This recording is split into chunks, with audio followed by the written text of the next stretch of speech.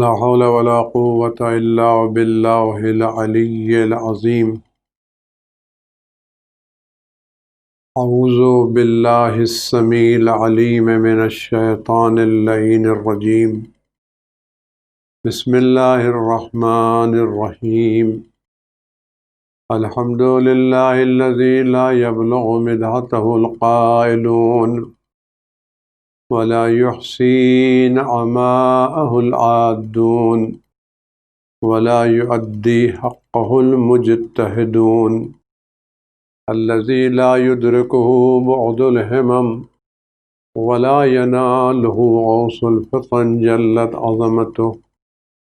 والصلاة والسلام والتحية والإكرام على البشير النذير السراج المنير الطهر الطاهر الدر الفاخر الألم الزاهر المنصور المؤيد الرسول المسدد سيدنا ونبينا بالقاسم محمد وعلى آله الطيبين الطاهرين المعصومين المظلومين الذين أذهب الله عنهم الرجس وطهرهم تطهيرا سيما على بقية الله في العالمين وخاتم أئمة المعصومين الكهف الحسين وغياث المستر المستكين ملجأ الهاربين وعصمة المعتصمين أرواحنا وأرواح العالمين لتراب مقدمه فداه عجل الله تعالى فرجه الشريف واللعنة الدائمة الباقية على أعدائهم وقتلتهم وغاصب حقوقهم أجمعين. عزیزان گرامی، السلام علیکم ورحمۃ اللہ وبرکاتہ۔ خداوند عالم کے بارگاہ میں دست و دعا ہیں اور اس سے یہ التجا کرتے ہیں، درخواست کرتے ہیں کہ یہ جو ایام گزر گئے، خدا ان عزاداریوں کو، ان سوگواریوں کو، آنسوؤں کو، محنتوں کو جو اس ایام میں نصیب ہوئی، توفیقات نصیب ہوئی، خدا ان کو قبول کرے اور ان تمام عزاداری کو اہل بیت علیہ السلام سے رابطے کا ذریعہ قرار دے اور ہمارے دلوں کو اہل بیت علیہ السلام کی ولایت اور محبت سے منور رکھے اور زیادہ سے زیادہ ہمیں ان کے در سے وابستہ رہنے کی توفیقات عنایت فرمائے اور یہ سلسلہ نسل در نسل ہماری نسلوں میں صبح قیامت تک جاری و ساری رہے۔ اس سال جو حالات تھے اور جس طرح کی پابندیاں تھیں اور جس طرح وبائیں تھیں، ہم خداوند عالم کے شکر گزار ان تمام حالات میں بھی اس نے ہمیں عزاداری سید الشہداء علیہ السلام کی توفیق عطا فرمائی اور تمام پابندیوں کے باوجود ہم عزاداری سید الشہداء کر سکے، گھروں میں مجلسیں برپا کر، گرچہ اس طرح سے پروگرام نہیں جیسے گزشتہ برس ہوا کرتے تھے اور کام ہوا کرتے تھے، لیکن پھر بھی یہ سال ہمارا خالی نہیں گیا۔ ہم نے اپنے گھروں کو ذکر حسین سے منور رکھا، گرچہ مجمع نہیں ہوا لیکن بہرحال ہم نے اپنے گھروں کو، امام باڑوں کو ذکر حسین سے منور رکھا، اور یہ بھی ہم نے نہیں رکھا بلکہ ہمیں یہ توفیق اللہ کی طرف سے نصیب ہوئی کہ ہم ان دنوں میں بھی، ان حالات میں بھی ذکر حسین سے اپنے گھروں کو منور رکھ سکیں اور ذکر حسین کی سعادت حاصل کر سکیں۔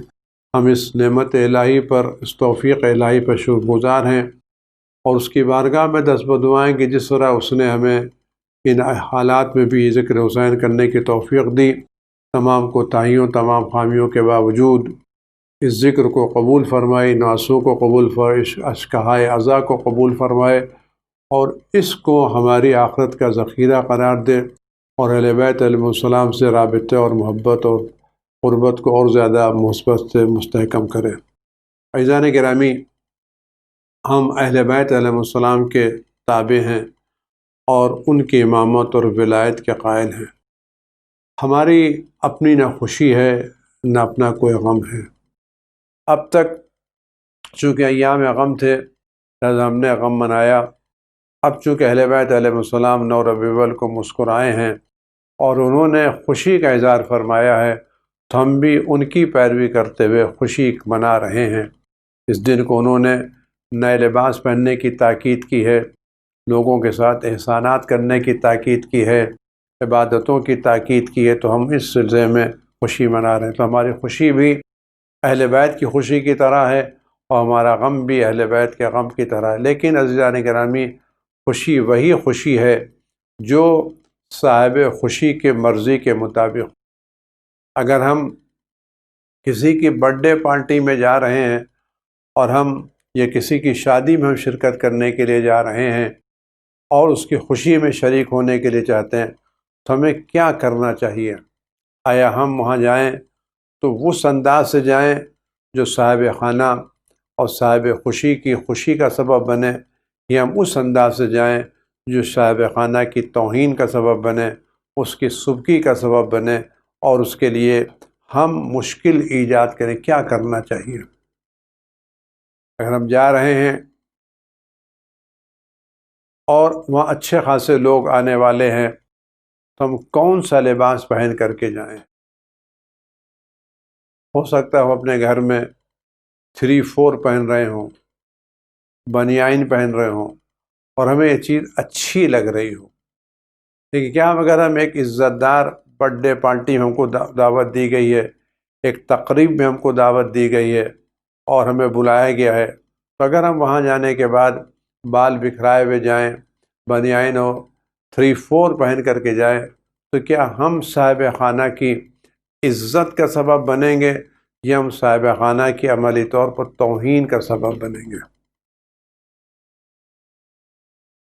آیا ہم اس پر یہ کہہ سکتے ہیں ہم اپنے گھر میں بھی ایسے ہی رہتے ہیں یا نہیں کہہ سکتے؟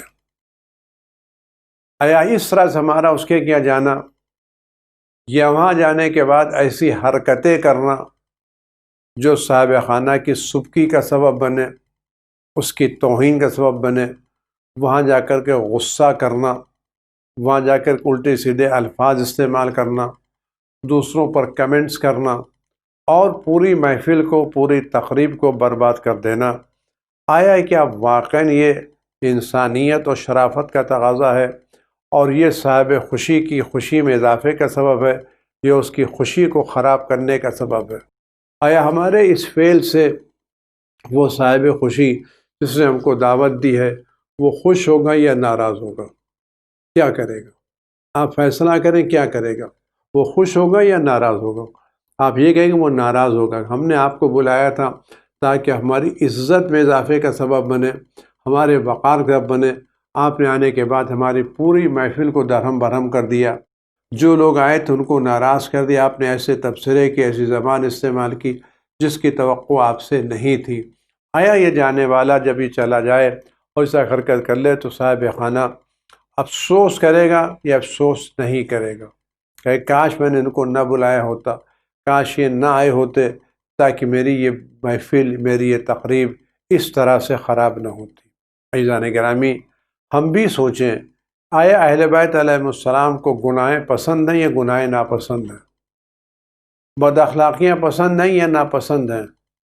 اہل بیت علیہ السلام کو تواضع انکساری پسند ہے یا پسند نہیں ہے؟ اگر ہم ان کی خوشی کے دن کے موقع کے اوپر جس دن انہوں نے خوشی قرار دیا ہے، اگر ہم اسی دن گناہ کریں تو یہ اہل بیت علیہ السلام کی خوشی میں اضافے کا سبب ہے یا ان کی خوشی کو کم کرنے کا سبب ہے؟ اگر ہم اس دن اپنے خوشی کے دن اپنے رشتہ داروں سے جھگڑا کر لیں، لڑائی کر لیں، گھر کے ماحول کو اس خوشی کے دن خراب کر ڈالیں، بیوی سے جھگڑا کریں، بچوں سے جھگڑا کریں اور اس دن خوشی کے پورے ماحول کو ہم خراب کر ڈالیں، آیا یہ چیز اہل بیت علیہ السلام کی خوشی کا سبب ہوگی یا نہیں ہوگی؟ یہ فیصلہ آپ کریں۔ برخلاف اس کے اگر ہم اس خوشی کے دن غصہ آ رہا ہے لیکن ہم اس بنا پر کہ ہم نہیں چاہتے غصہ کر کے، غصہ ہے حق بجانب ہے، ہمیں غصہ کرنا بھی چاہیے، لیکن ہم اس بنا پر صبر کر لیتے ہیں کہ گھر کا ماحول خراب نہ ہو، خوشی خراب نہ ہو، چیزیں برباد نہ ہوں، اور ہم خوشی کے ماحول کو برقرار رکھیں. ہم اپنے رشتہ دار سے جا کے مل آتے ہیں، صلہ رحم کر لیتے ہیں، اور اس دن کو ہم خوشی میں باقی رکھتے ہیں. تو آیا یہ چیز خوشی کا سبب ہوگی یا نہیں ہوگی؟ گناہ کا موقع ہے، ہم گناہ نہیں کرتے، صرف اس بنا پر نہیں کرتے کہ آج خوشی کا دن ہے. ہم اپنے عمل سے اہل بیت علیہ السلام کو تکلیف پہنچانا نہیں چاہتے. آج مہینوں کے بعد اہل بیت علیہ السلام کے لبوں پر مسکراہٹ آئی ہے. ہم ایسا کام نہیں کرنا چاہتے جس سے یہ مسکراہٹ پھر ختم ہو جائے اور یہ مسکراہٹ غم میں تبدیل ہو جائے. کیونکہ یہ بات ہمارے ذہنوں میں رہنا چاہیے کہ ہمارا ہر عمل اہل بیت علیہ السلام کی خدمت پہ پیش ہوتا ہے. ہمارا کوئی عمل ایسا نہیں جس پر اہل بیت علیہ السلام کی نگاہیں نہ ہوں. تو اگر ہم خوشی کے موقع پر چاہتے ہیں کہ اہل بیت علیہ السلام کو خوش کریں تو اس طرح سے خوشی منائیں جو اہل بیت علیہ السلام نے خوشی منائی ہے. اور خوشی کیا ہے؟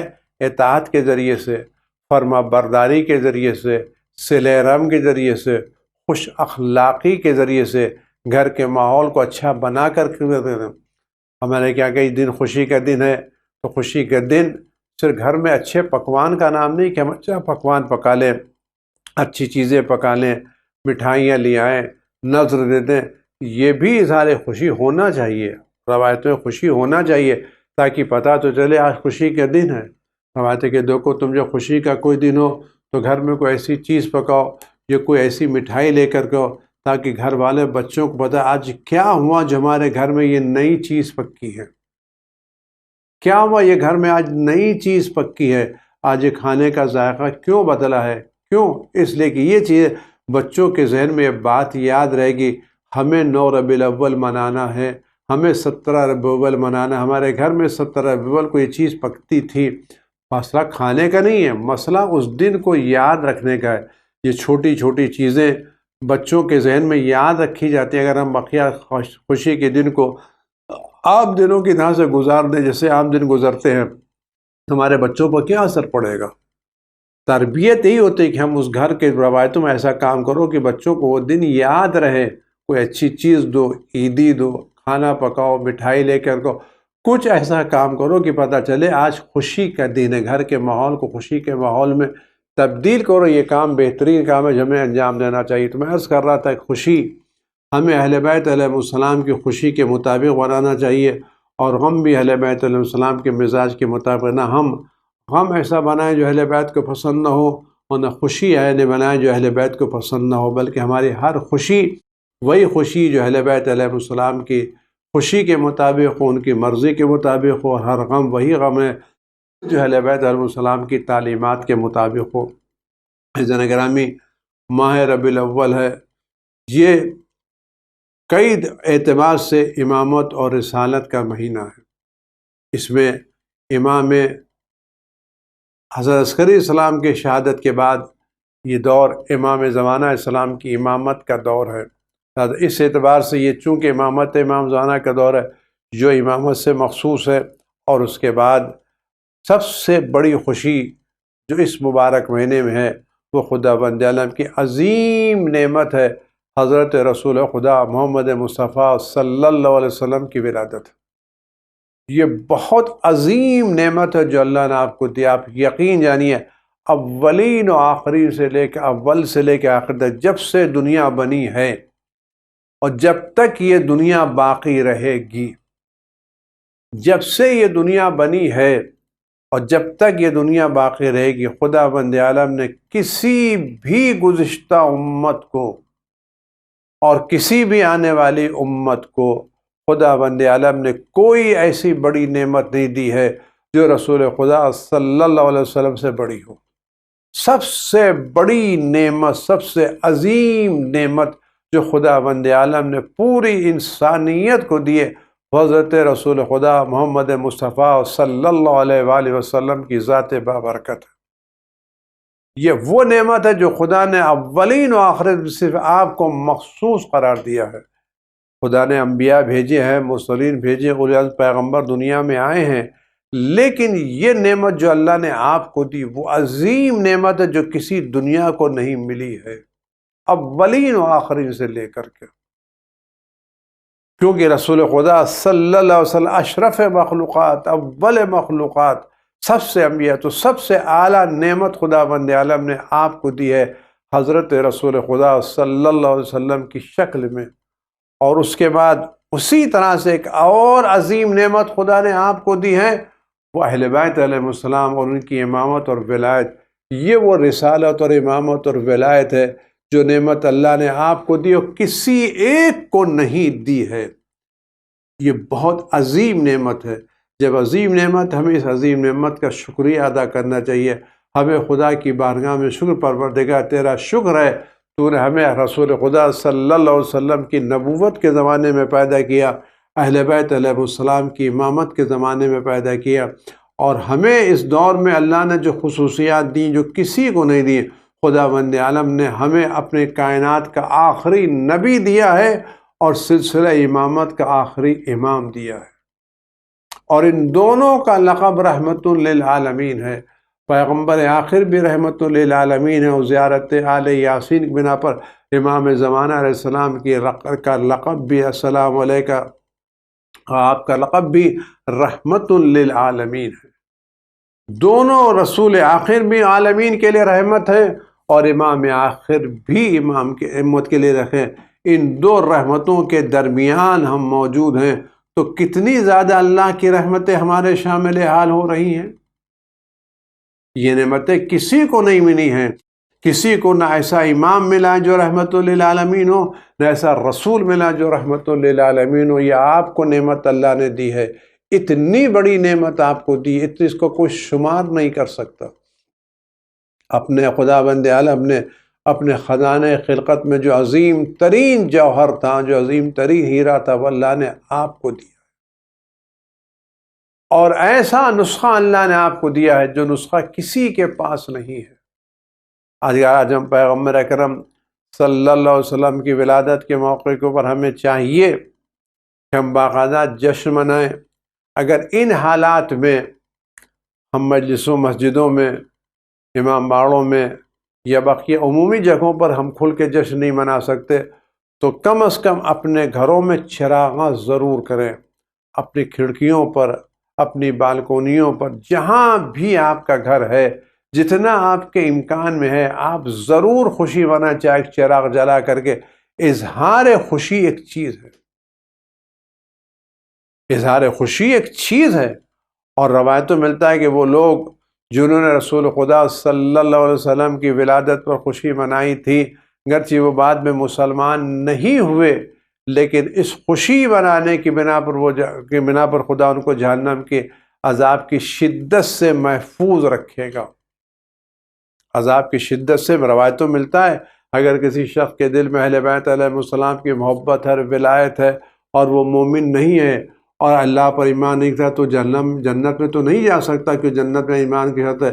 لیکن یہ ولایت اہل بیت السلام، یہ محبت، یہ دوستی اہل بیت السلام اس سبب بنے کہ جہنم کے عذاب کی کمی کا، تو اگر یہ ان لوگوں پر اثر انداز ہو سکتے ہیں جو ایمان نہیں لائے، تو جو صاحبان ایمان ہیں ان کے لیے خوشی منانا کتنا ثواب کا سبب ہوگا، کتنا ثواب کا سبب ہوگا کہ ہم اظہار خوشی کریں، گھر میں اچھے لباس پہنیں، بچوں کو اچھا لباس پہنائیں، اچھی غذائیں کھائیں، تحفے دیں، تحائف دیں، پڑوسیوں کے ساتھ اچھا برتاؤ کریں، اور گھروں میں چراغاں کریں، تاکہ پتہ چلے ہم کسی کے ماننے والے ہیں، اس کی آمد کا استقبال کر رہے ہیں، ہمیں اس کے آنے سے خوشی ہو رہی ہے۔ لیکن اسی کے ساتھ ساتھ ہماری ذمہ داری یہ کہ ہم جہاں خوشی منائیں اور جی بھر کے خوشی منائیں، وہ ہماری ذمہ داری ہے بھی ہم ان کی تعلیمات کو سمجھیں اور ان تعلیمات کو دوسروں تک پہنچانے کی کوشش کریں۔ آپ یقین جانیں، اس کو یقین جانیں کہ وہ نسخہ جو انسانیت کی زندگی کا سبب ہے، جو انسانیت کی عزت کا سبب ہے، جو آج بھی اس انسانیت کو نجات دے سکتا ہے، جو دنیا میں پریشانیاں ہیں، مصیبتیں ہیں، دہشتیں ہیں، قتل و غارت گری ہے، بد امنی ہے، ظلم ہے، جور ہے، عفتیں پامال ہو رہی ہیں، آرزوئیں پامال ہو رہی ہیں، زندگیاں ختم کی جا رہی ہیں۔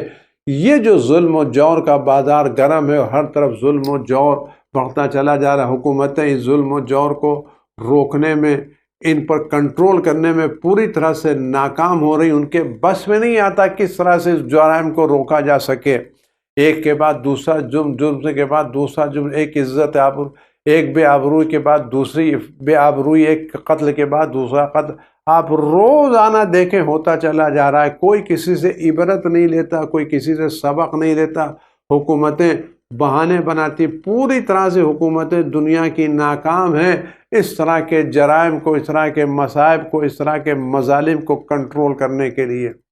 سارے وسائل ان کے پاس موجود ہیں، ڈرون موجود ہے، سی سی کیمرے موجود ہیں، نہ معلوم کیا کیا موجود ہیں، ڈیٹیکٹ کرنے کے سارے چیزیں موجود ہیں، مجرم کو پکڑنے کے وسائل موجود ہیں، پکڑ لیتے ہیں، حالات کی تصویریں اتار لیتے ہیں، انٹرنیٹ سے لے لیتے ہیں، سیٹلائٹ سے لیتے ہیں، سب کچھ ہونے کے باوجود لیکن جرم ہے جو رکنے کا نام لیتا، جس جرم ہے جو تھمنے کا نام لے لیتا ہے، بڑھتے چلے جا رہے ہیں، عفت دریاں ہو رہی ہیں، آبروئیں پامال ہو رہی ہیں، قتل و غارت گری ہو رہا ہے۔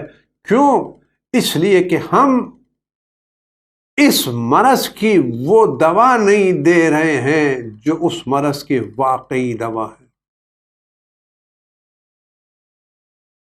مرض بڑھتا گیا جو دوا کی،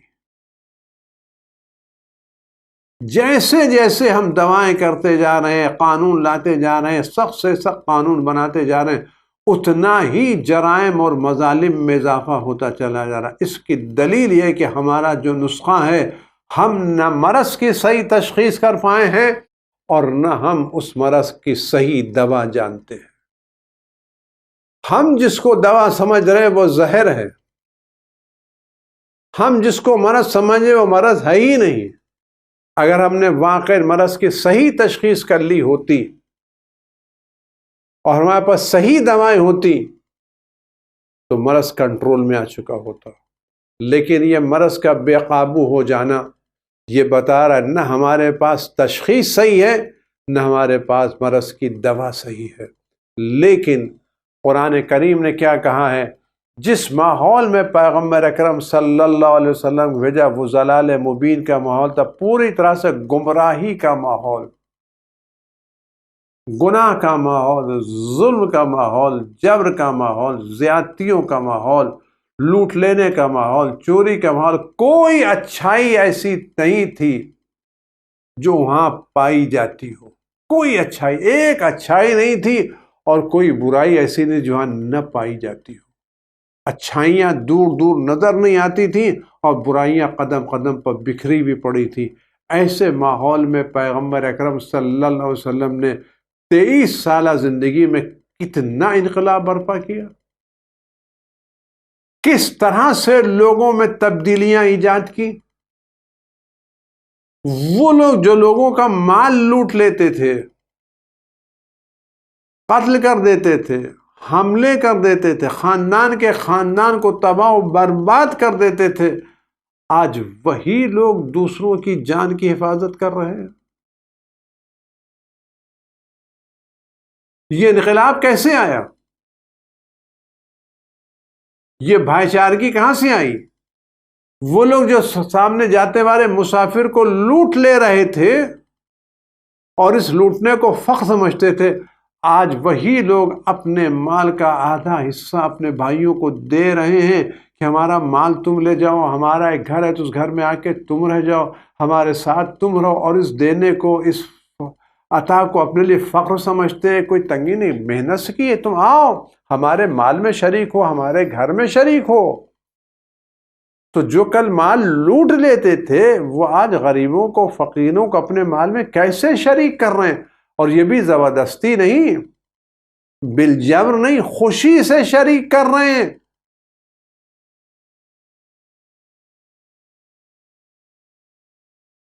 ہنس کے شریک کر رہے ہیں، مسکرا کے شریک کر رہے ہیں۔ یہ کیوں؟ یہ انقلاب کیوں آیا؟ وہ لوگ جو ایک دوسرے کی عزتیں لوٹ لیتے تھے، آج وہ دوسروں کی عزتیں کیسے بچا رہے ہیں؟ یہ تعلیم کا اثر کس کا تھا؟ یہ پیغمبر اکرم کی تعلیم کا اثر تھا۔ اس تعلیم نے لوگوں کو بدل دیا تھا.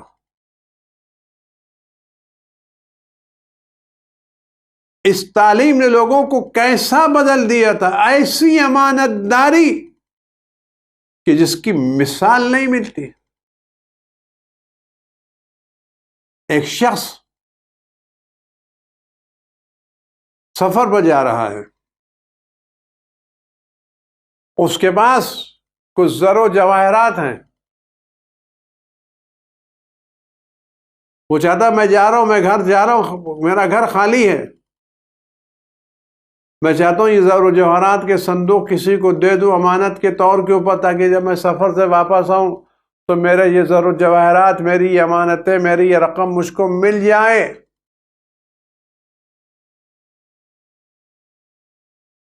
آتا ہے مسجد میں اور کہتا ہے بھائی میں سفر پر جا رہا ہوں، میری مسافرت ہے، اور میں چاہتا ہوں میرے پاس یہ صندوق ہے، یہ پیسہ، اس میں پیسے ہیں، دولت ہے، ہیرے جواہرات، زر و جواہرات، ان کو رکھ دینا چاہتا ہوں. تو ان کے پاس جو ایک شام بیٹھے ہوئے تھے کہ میں شہر کے بزرگ ہیں، عزت دار ہیں، متقی بھائی کو دے دو. وہاں کہ ان کو دے دیتا ہے کہ صاحب میری امانت ہے، کہ رکھ دو. وہ اٹھا کر کے وہ امانت اسی مسجد میں جو ممبر تھا اس کے کنارے رکھ دیتے. غور کر پیغمبر کی تعلیمات کیسے ہو گئی تھی.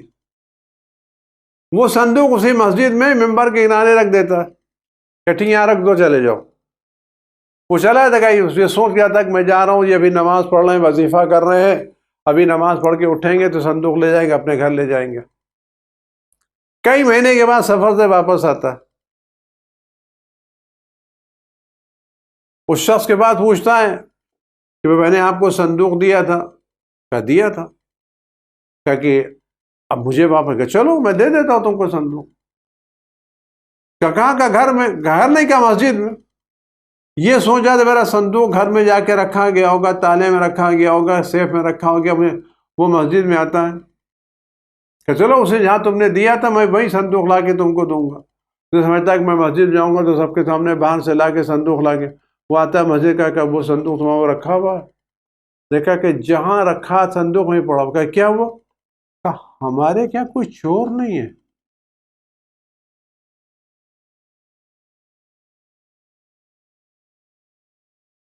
ہمارے کیا کوئی چور نہیں ہے؟ یہ زر و جواہرات کا صندوق مہینے مسجد میں مہینوں پڑا رہا، کسی نے آنکھ اٹھا کے نہیں دیکھی. کیا تھا؟ تعلیمات حضرت رسول خدا صلی اللہ علیہ وسلم کا اثر تھا.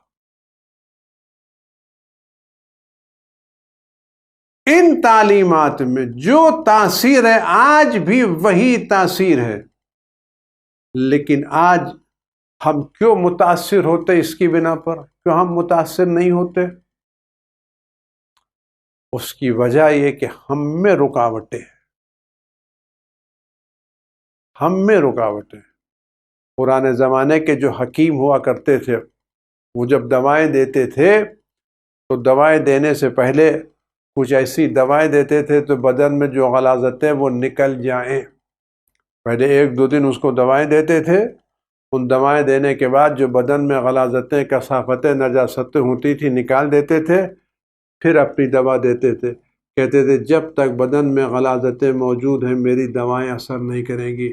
پیغمبر اکرم صلی اللہ علیہ وسلم نے پہلے آنے کے بعد لوگوں کے وجود سے شرک کو، کفر کی نجاستوں کو دور کیا، پھر توحید کا درس دیا. بد اخلاقیوں کو دور کیا، پھر اخلاقیات کا درس دیا. اگر آج ہمارے وجود میں پیغمبر اکرم صلی اللہ علیہ وسلم کی تعلیمات اثر نہیں کر رہی ہیں تو رکاوٹیں کیا ہیں؟ یہ رکاوٹیں ہماری گناہیں ہیں، ہمارے اعتقادات کی کمی ہے، محبت دنیا ہے، ہماری بد اخلاقیاں ہیں، ہماری بدعمالیاں ہیں. یہ چیزیں وہ ہیں جو ہمارا تعلیمات پیغمبر کے راہ میں رکاوٹیں بنی ہیں. لیکن سوال یہ پیدا ہوتا ہے کہ ہم ان رکاوٹوں کو کیسے دور کریں؟ اس کا بہت آسان طریقہ یہ ہے کہ ہم اسی رسول سے فریاد کریں جو تعلیمات لے کے آئے. آپ یقین جانیں رسول اللہ آج بھی زندہ ہیں، اور ویسے ہی ہماری باتیں سن رہے ہیں جیسے کل مدینے والوں کی باتیں سنتے تھے۔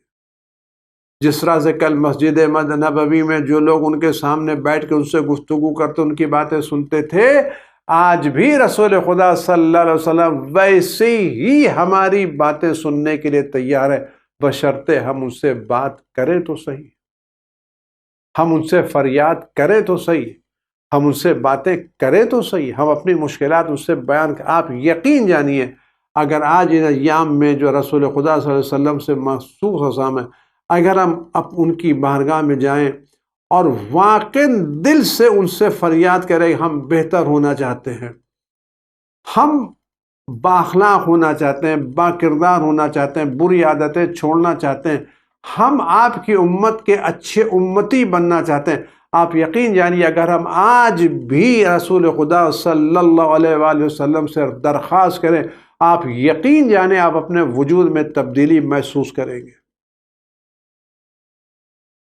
ان کی حکمت، ان کی طبابت، ان کی دوائیں زمانے میں محدود نہیں ہیں، خود ان کی تاثیرات مکان میں محدود نہیں کہ جب وہ تھے نہیں، آج بھی وہی تاثیر رکھتے جو کل تاثیر تھی، بلکہ کل ہمیں مدینے جانا پڑتا، آج تو اپنے گھر میں رسول اللہ سے فریاد کر سکتے ہیں۔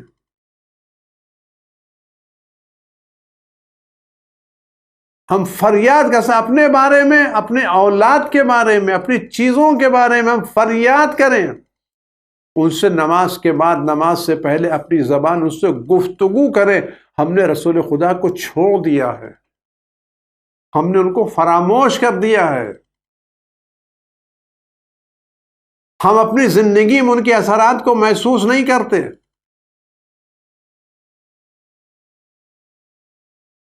وہ ہمارے درمیان ہماری باتوں کو سن رہے ہیں، اثر رکھتے ہیں۔ ہم سمندر کو چھوڑ کر کے گندے نالوں کے پیچھے پڑے ہوئے،